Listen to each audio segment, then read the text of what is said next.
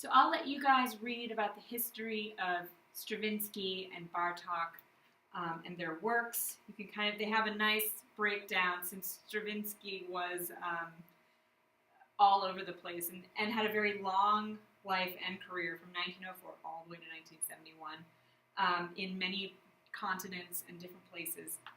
So he starts as a post-romantic nationalist / primitivist.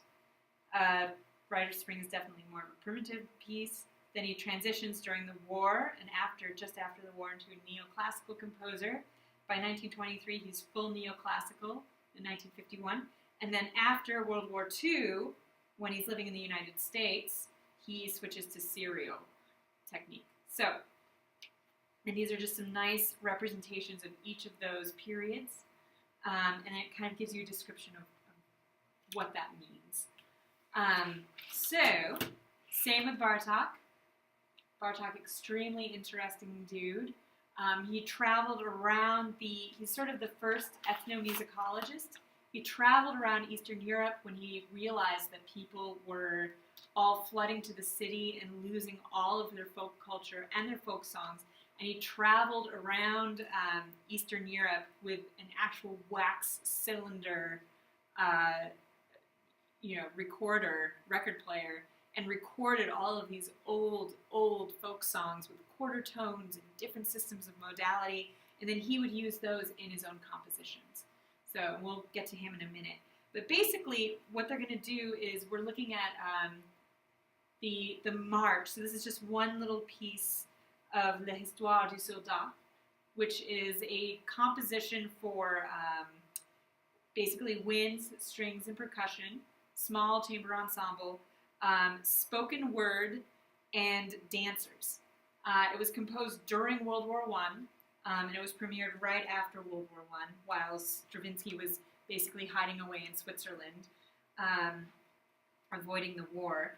And so right here they're showing you, so this is a good example of polytonality and extremely dense songwriting, but mostly in pairs. So it gives you sort of a taste of the analysis. So the scale basis, they're going to say it's chromatic, so it's not based in any necessarily major or minor or A major per se or B flat minor. So they're just calling it full chromatic. They can't determine where the tonic is. They're just calling it chromatic.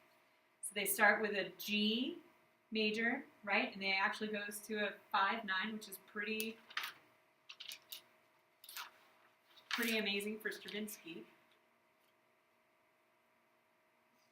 And then we sort of get this ostinato here in Lydian, G Lydian mode. The lecturer enters. You can see it's not pitched, it's just spoken word. And then as we move on, right, we get a little bit of A Lydian here with the chord. And we move to a 2 and a 1 in Lydian mode. And then we move to D, but we have some bitonality right here. So we've got A major up top right here, and then G major underneath. And so this is how they're analyzing. They're saying this is A major, this guy's G major. And then in the bass, we have our continued ostinato. So, and this goes until measure 31, right? 31, we kind of fall back into D major with some chromaticism. So that just implies that there's a lot of dense chords, a lot of ninths, 11ths, 13ths, and more, a lot of tone clusters, stuff like that.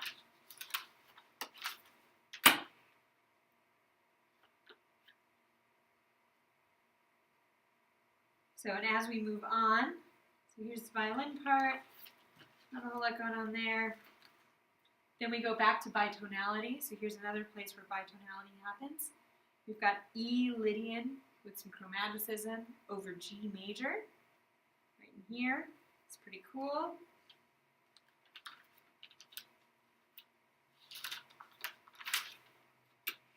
And then again, chromatic D, generally D-ish, and then G major.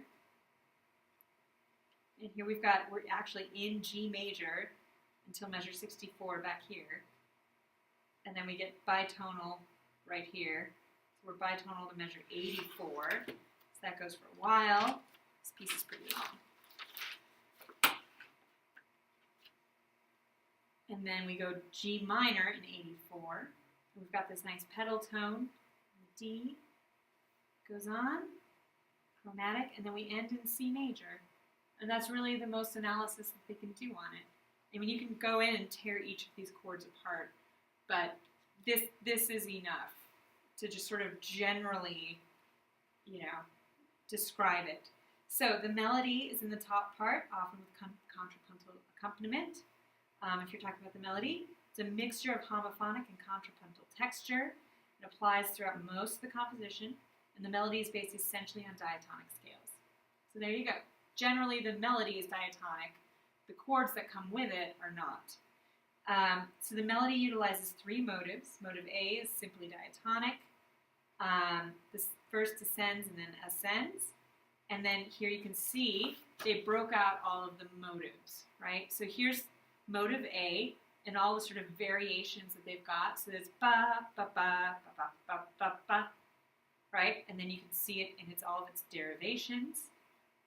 And then there's a second motive, which is a contrasting motive. So you've got ba-da-da-dee-dee-dee-dee-dee-dee-dee. And then you can see it in all of its little derivations. And then there's another motive, C, which is, they say, similar to A, because it's got this similar rhythmic movement with constant eighth notes. So ba, ba, ba, da, da, da, da, da, ba, da, da, right? Da, da, da, da, da, da. Again, right there. So it could just have a rhythmic tie. You can see this similarity right here. So they're pointing out all of the places where these motives happen. And then they're also showing that there is a general within the melody, this phrase, which refers to, I mean, they're showing it in whole notes, but if you look at measure 64, right here, it's actually referring to these, it's just not giving it necessarily a meter, right? So here's our, in measure 64, here's our F sharp, same as this one, and then we've got F sharp, F sharp, F natural in 65, E, they're calling this an E flat, it's it's written as a D sharp, that's fine. It's, the enharmonics can go either way. They don't have to necessarily, they're not going to be differentiated by D flat or an E flat, or D sharp and E flat. So they're basically the same. So you've got E, D sharp or E flat, back to E natural, and then F natural and or E sharp in this case, right? E sharp, F sharp. So it moves like that. And then we go back to F natural, i.e. E sharp, and then down to E natural. And what they're showing here is that this phrase from measure 64 to 70 is exactly the same. It picks it up again and repeats it in 72, but he adds a little tiny phrase extension here. So this all matches up to E, and then he adds in this little repeated melodic extension of D sharp, E, F, F, F sharp, F natural, E. So here's this little segment right here, and he just pops it out, repeats it, and then he picks it up in 77 where 68 left off. So it's just showing this little repeated passage, and then he also says there's a repeated melodic extension right here. So phrase extensions can be very common.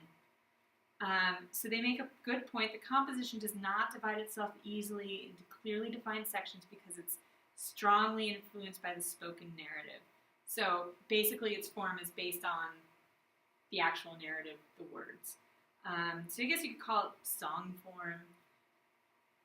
But, and then just notice that they're pointing out things like in the lower voice, we've got an ostinato figure that shows up in section A.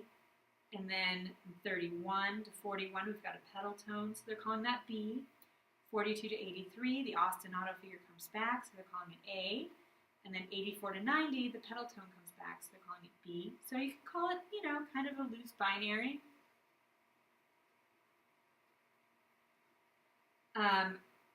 So they're saying it's A, B, and then A and B is repeated.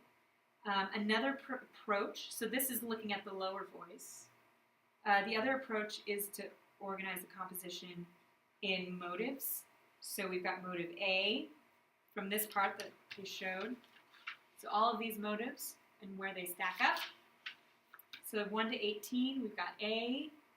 20 to 21, we've got B. 22 to 26, there's C. Then you go B, A, B, A. All right? So you can sort of give it a general way of, you can basically just organize it in this way. So it depends on how intricate you want to get. As far as the harmonic material, it says mostly a result of bitonal mix, except for clear chords in measures 4, 20, 21, and 90.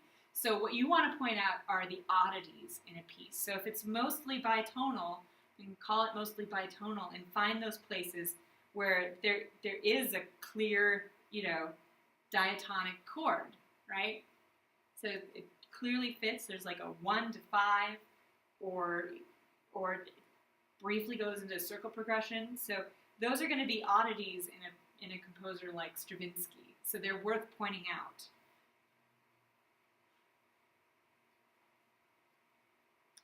So also just showing general melodic cadences. It's a good point.